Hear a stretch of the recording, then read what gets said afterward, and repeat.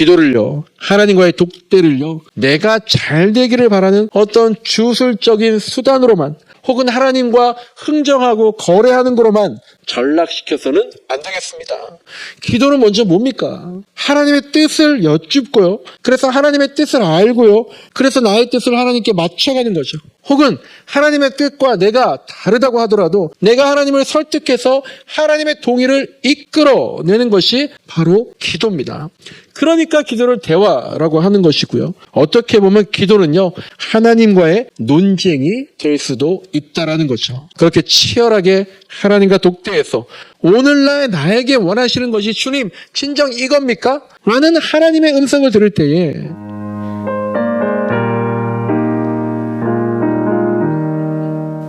지난주에는 여호와께서 내 편이시다라는 제목으로 말씀을 나눴습니다. 여호와는 내 편이시니까 하나님께 피하는 것이 사람에게 피하는 것보다, 다른 고관들에게 피하는 것보다 낫다라는 말씀을 드렸죠. 여호와는 내 편이시니까 나도 하나님의 편이 되어야겠다라는 그런 말씀 드렸습니다. 우리가 하나님께 어떤 그런 의리를 가지고 신앙생활을 해 나갔으면 좋겠습니다. 오늘 설교는요, 해석과 독대, 말씀과 기도로 2025년을 이란 제목으로 말씀을 나누겠습니다. 제가 이제 새해 들어서요, 큐티 책을요, 작년까지 큐티인으로 하다가 매일 성경으로 바꿔서 하게 되었는데요. 그 매일 성경의 1월달 큐티 본문이 여호수아 말씀입니다. 이 여호수아 1장을 묵상하면서요, 우리 새해 첫 주에 여러분과 함께 이 말씀을 같이 나눠야겠다라는 생각이 들었습니다. 오늘 본문 보겠습니다. 1절 보시면요, 모세가 죽고요, 모세를 보자 하던 여호수아가 모세의 뒤를 잇는 그런 장면이 나오죠. 모세가 죽었습니다. 리더가 사라졌습니다. 마치 지금 대통령이 사라진 것과 같은, 지금 이스라엘은요, 대단한 위기에 처했던 겁니다.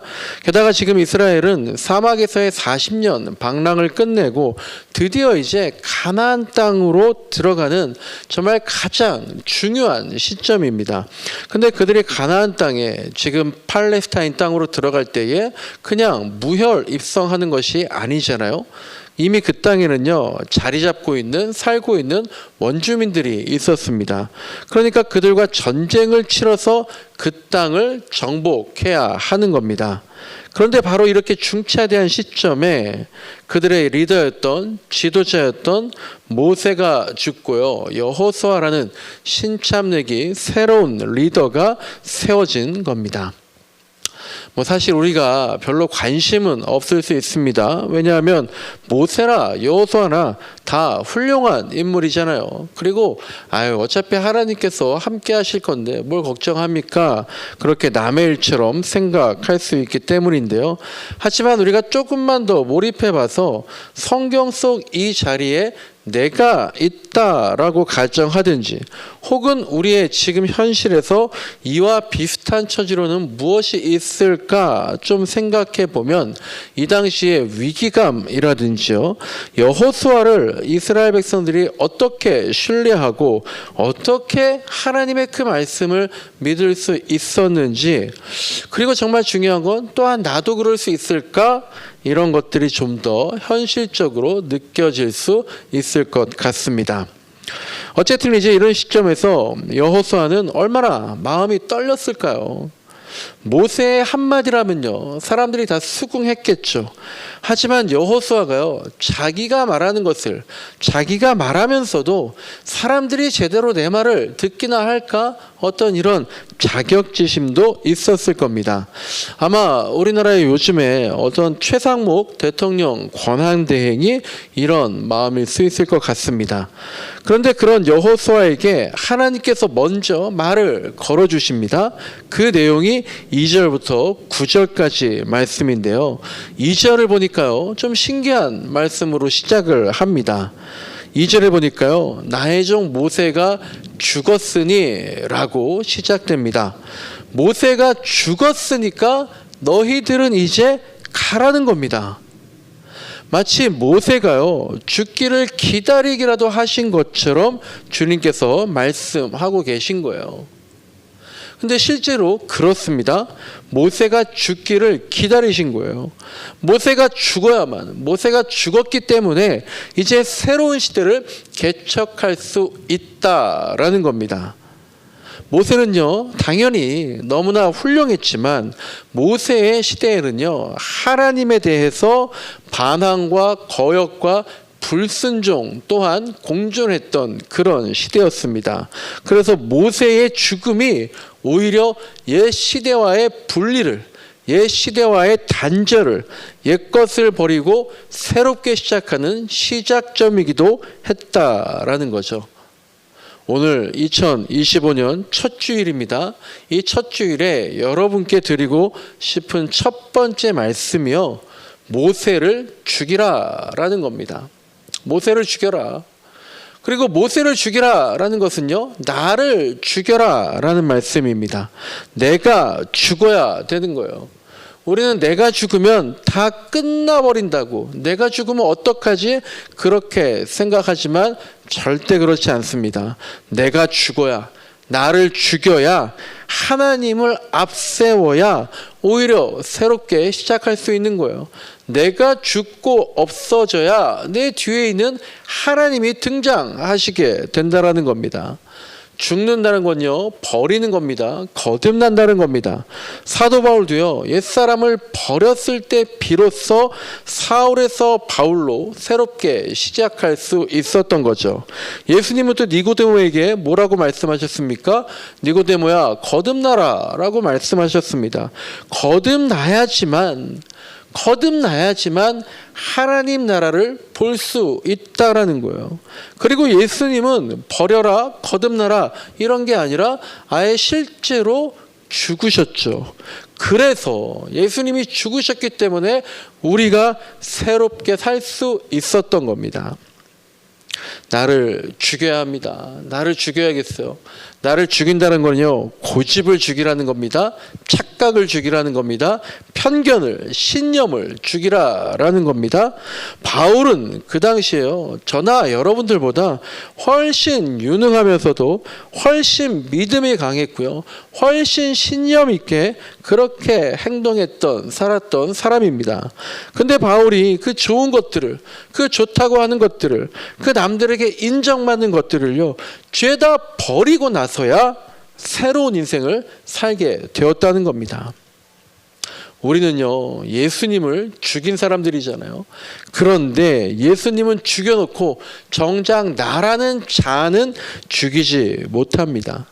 저와 여러분이 이전 것들, 주님 보시기에 옛 것들, 우리가 보기엔 먹음직도 하고 보암직도 한 것들, 하지만 불필요한 것들, 하지만 틀린 것들, 애매한 것들, 그것들을 붙잡고 놓지 않으면 절대로 살아날 수가 없는 겁니다. 나라는 사람을 다 죽여 없애는 그런 2025년 되기를 진심으로 축원합니다.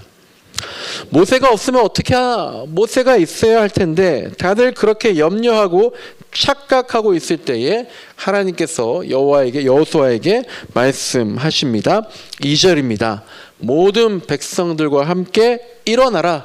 그리고 요단강을 건너라. 그 땅 가나안 땅으로 가거라. 일어나라고 하십니다. 건너라고 하십니다. 가라고 하십니다. 3절을 보시면요, 내가 너희에게 다 주겠다라고 말씀하십니다. 하나님은 여호수아에게요, 쫄지 말라고 말씀하시는 겁니다. 야, 모세가 끝났다고 망한 게 아니야. 끝난 게 아니다라는 겁니다. 사람 보지 말고 나 하나님만을 보고 새롭게 시작하라는 그런 얘기입니다. 2024년 돌아보면은요, 그렇습니다. 저는 망했습니다. 제가 하는 일이 목회잖아요. 목회를 기준으로 본다면요, 교회를 기준으로 본다면 저는 망했습니다. 새로 오신 새 가족분들이 거진 다 나가셨잖아요. 그리고 기존에 계시던 분들도 저에게 실망하여 나가셨습니다. 목사님은 도대체 무슨 목회를 하려는 겁니까? 라는 그런 소리도 들었습니다. 제 설교에서 지난 3년간 한 번도 은혜를 받은 적이 없다. 그런 말도 몇 분들에게 들었습니다. 그러니까 옛날에요, 제가 모교회 어렸을 때부터 청년대까지 다녔던 그 모교회 선배가요, 아마도 그 형이 태어날 때부터 계속해서 한 40년 가까이 다녔던 그 교회를 떠나면서요, 담임 목사님을 찾아가서 그런 말을 했대요. 목사님, 저는 여지껏 목사님 설교에 단 한 번도 은혜를 받은 적이 없습니다. 그리고는 교회를 나왔답니다. 제가 이제 부목사일 때 그 얘기를 듣고 여러모로 착잡한 마음이 들었었는데, 저도 이제 그런 말을 들을 줄이야 꿈에도 몰랐던 거죠. 그리고 보면은요, 점점 시간이 흐르고 나이 들다 보니까요, 옛날에 제가 젊었을 때에 누군가에 대해서 비판했던 일, 누군가에 대해서 서로 불만을 얘기했던 것들, 그것들이 다 돌고 돌아서 저에게로 화살이 되어서 박혀오는 것들을 보게 됩니다. 그런 것들이 저를 아프게 하고 반성하게 하는데요. 그래서 그냥 대충 치료하는 게 아니라, 정말 그런 것들이 너무 아프고 힘들다면 그 기회에 완전히 죽어야지, 나를 완전히 죽여야지 정말로 거듭나게 되는 거겠죠. 그래서 이제 그렇게 하는 시간들을 보내왔습니다. 사실 어떻게 보면 지금이 바닥이 아니라, 지금이 끝이 아니라 모르겠어요. 지하가 더 있을지 모르겠지만 어쨌든 2024년 하반기는 그랬습니다. 그랬더니 많이 쫄렸습니다. 그러니까 걱정되니까 결국에 하나님을 붙잡게 됩니다. 그렇게 주님께 붙잡고 기도했더니 주님의 뜻이 들려왔습니다. 주님의 뜻은 너를 죽여라 라는 거였어요. 그래서 그렇게 죽여가다 보니까 옛것을 버리고 새로운 것을 보게 되었습니다. 그리고 오늘 말씀 보는데요, 여호수아의 마음이, 이스라엘 백성들의 마음이, 그리고 하나님의 마음이, 또한 죽기 전에 모세의 마음이 어땠을까, 이것을 절절히 묵상하게 되었습니다. 하나님은 먼저요, 여러분이 죽기만을 기다리고 계신 겁니다. 하나님은 먼저요, 제가 죽기만을 기다리고 계신 거예요. 저의 무엇이 죽기를 기다리셨는가? 여러 가지가 있겠지만 그 중에서 가장 중요한 것은 모두에게 인정받으라고 하는 욕심을, 모두를 만족시킬 수 있다라고 하는 교만을 죽이라고 하시는 것 같았습니다. 여러분, 근데요, 모두를 만족시키고 모두에게 인정받는 것, 그런 것은 없습니다. 저도 알아요. 그런데도 나는 그렇게 할 수 있다고 생각을 한 거예요. 그렇게 할 수 있다고. 그래서 균형을 얘기하고 애매한 중립을 추구해 왔던 겁니다. 하지만 그렇게 좋은 게 좋은 거다라는 것 없습니다. 최상목 대통령 권한대행이 헌법재판관 2명을 임명했잖아요. 잘한 것 같았는데, 균형을 맞춘 것 같았는데, 그러면서 오히려 그게 애매한 중립의 길이 되어서 바로 양쪽에서 비난의 소리를 듣는 겁니다. 그래도 이제 그런 애매한 중립이라는 것이 정치판에서는 가능한 것 같아요. 하지만 종교에서는요, 신앙에서는요, 더군다나 예수님의 길에서는요, 애매한 중립이란 있을 수가 없는 겁니다. 이 시대에 저는 예수님이냐 교회냐, 그 길에서 하나를 선택해야 했었는데 그 중간에서 서성거리기만 했고, 혹은 예수님 대신에 교회를 선택해 왔던 거죠. 예전에 TV에서 손석희 씨가요, 이런 얘기를 했습니다.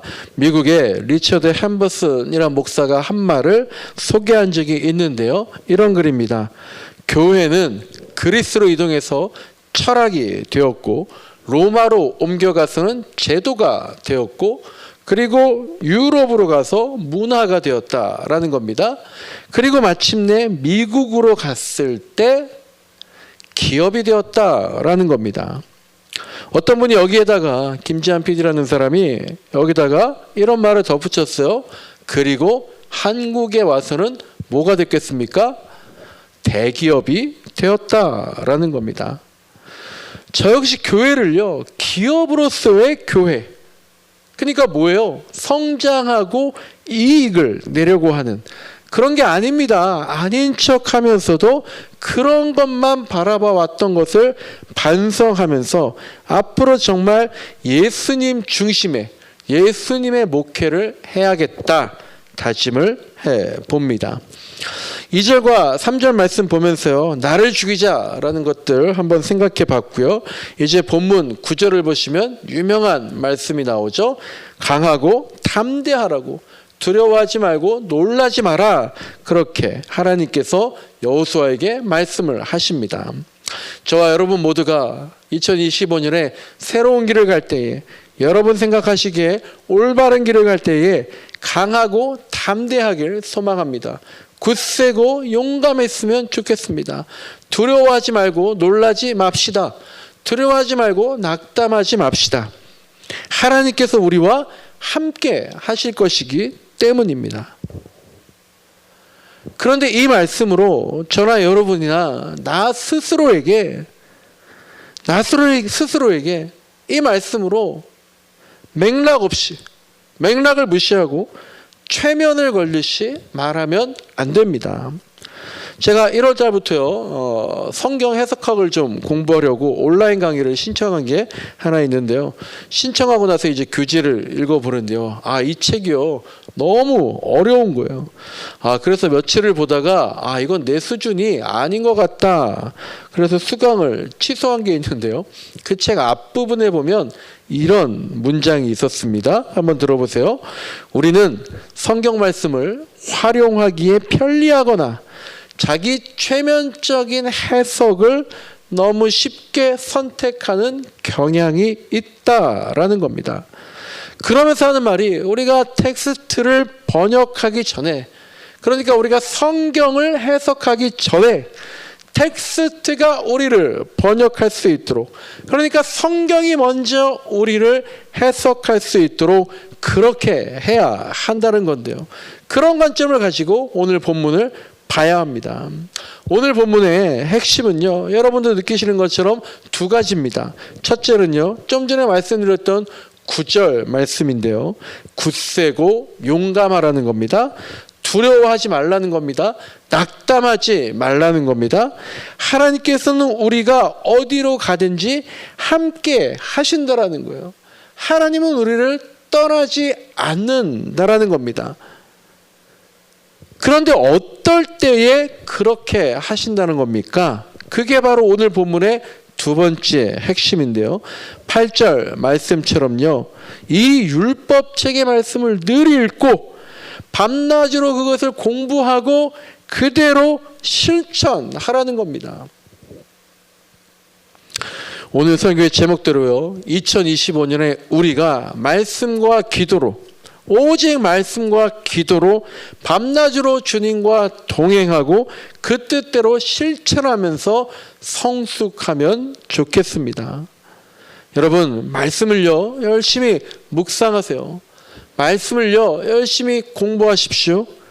그런데 거기서 한 걸음 더 나아가서 말씀을 열심히 해석하시기 바랍니다.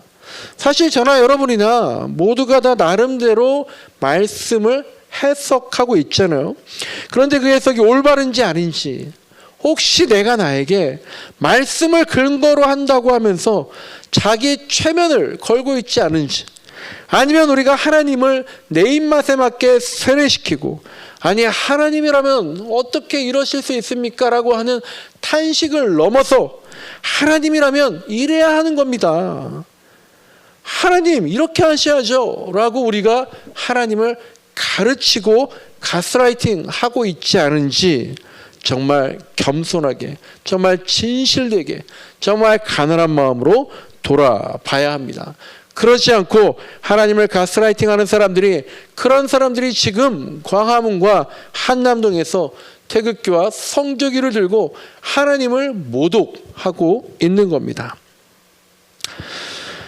하지만 제가 이렇게 말씀드리지만 저를 비롯해서 어느 누구도요, 내가 지금 하나님의 뜻을 제대로 알고 있는지, 내가 지금 성경을 올바로 해석하고 있는지 자신 있게 단언할 수는 없습니다. 그러나 우리가 적어도 그렇게 할 수 있도록 노력은 해야 되는 거죠. 그래서 그 노력하는 방법 두 가지, 최소한 이 두 가지는 우리가 노력해야겠다라는 겁니다. 첫째는요, 성경을 역사적으로 고찰해야 한다는 겁니다. 그리고 둘째로 성경을 실존적으로 고찰해야 한다는 겁니다. 다 알다시피요, 성경은요 언제 쓰여졌습니까? 수천 년 전에 그 당시의 역사적 배경을 바탕으로 그 당시의 언어로 쓰여진 거잖아요. 그래서 예전에 말씀드렸던 것처럼 성경은 우리를 위해서 쓰여졌지만 우리에게 쓰여진 것은 아니다라는 거예요. 우리가 성경의 1차 독자가 아니다라는 겁니다. 그런데 이 성경을 과거의 역사를 무시하고 성경의 1차 독자의 상황을 무시하고 오늘날의 언어로 읽어버리면요, 그 뜻이 제대로 전달될 리가 만무한 거죠. 우리가 작년에 한강 작가의 노벨 문학상 수상으로요, 번역의 중요성 다들 실감했습니다. 한국어와 영어를 하는 사람이 한국어로 쓰여진 것을 단지 한 단계 거쳐서 영어로 번역해서 그 뜻을 제대로 전달하는 것조차 쉽지 않다라는 거예요. 그런데 성경은 동시대의 것도 아니고요, 한국어와 영어도 아니고요, 많은 번역의 단계를 거쳐서 우리에게 전달된 거죠. 그런데 우리가 그것을 오늘날 우리의 언어로 읽고 어떻게 이해할 수가 있겠습니까? 해석도 마찬가지입니다. 최근 우리나라 윤석열 대통령 탄핵 정국 보면서요, 이 법조문의 해석이란 것이 참 얼마나 어렵고 또 얼마나 자의적으로 될 수 있는지를 온 국민이 실감을 하고 있습니다. 우리가 다 읽을 수 있어요. 다 한국어로 되어 있어서 읽을 수 있는 법률인데도 해석이란 것이 천차만별이 될 수 있고 다 자기 해석이 옳다라고 하는 겁니다. 성경도 그렇습니다. 읽을 수 있다고 해서 이해할 수 있는 것이 아닙니다. 수십 번을 본다 한들 내가 정말 방향을 다르게 보면은요, 관성의 법칙이 적용되어서 틀린 해석만 더 곤고해져 버리는 겁니다. 유튜브에 잘 보여서 어느 신학 교수님이 그러시더라고요.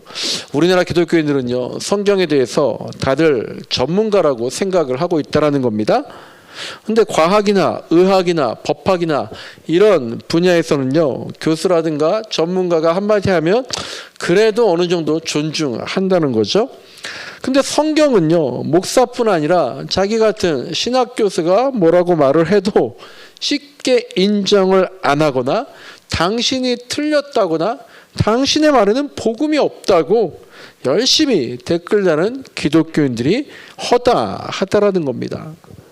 성경을요, 우리가 신학의 영역으로는 어떤 신학이라는 학문의 영역이 아니라 신앙이라고 하는 어떤 기복과 기적의 영역으로만 배워왔기 때문인 것도 같습니다. 하지만 성경을 볼 때에 역사적인 관점에서 해석하기 시작하면은요, 성경에 쓰인 문자들이요, 정말 살아 움직여요.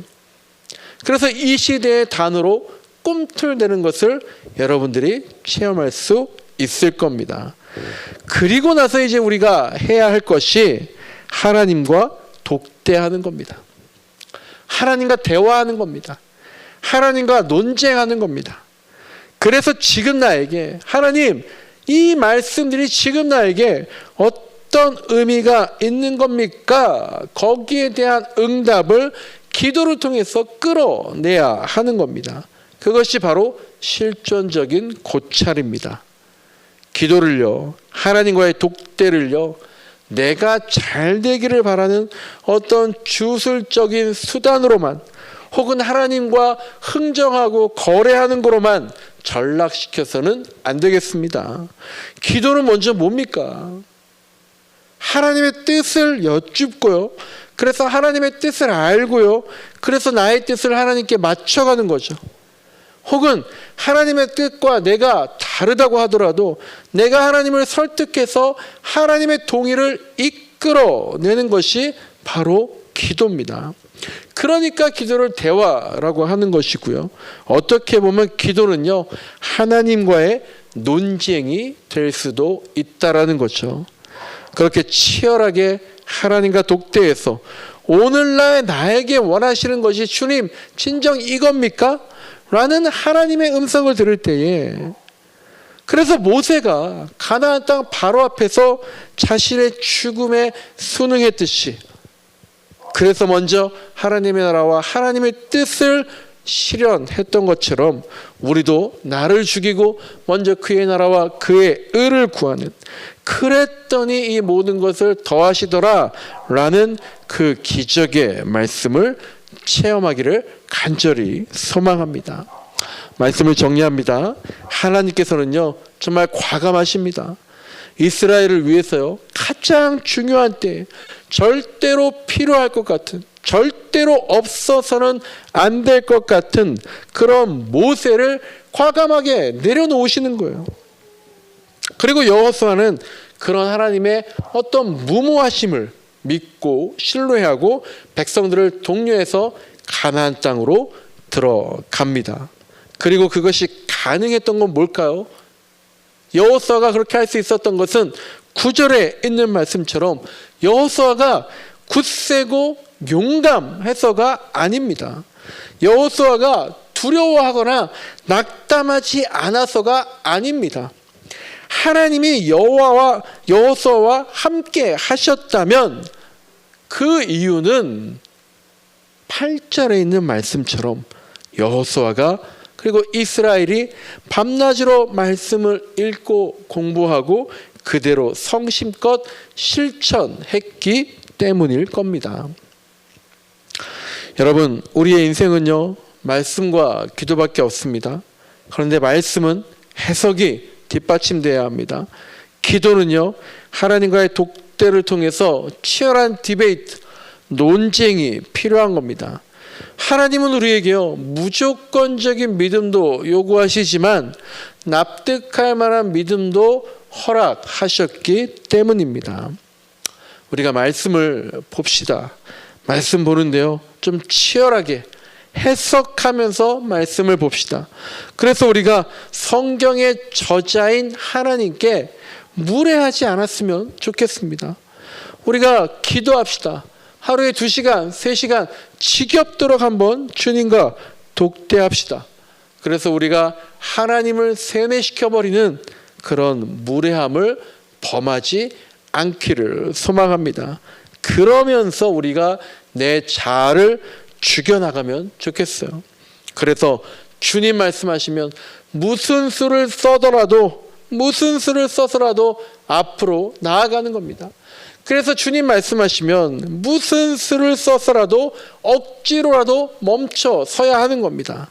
그렇게 주님 말씀에 성경과 기도로 집중했더니 늘 주님이 나와 함께 하시더라라고 고백하는 저와 여러분의 2025년이 되시길 간절히 소망합니다.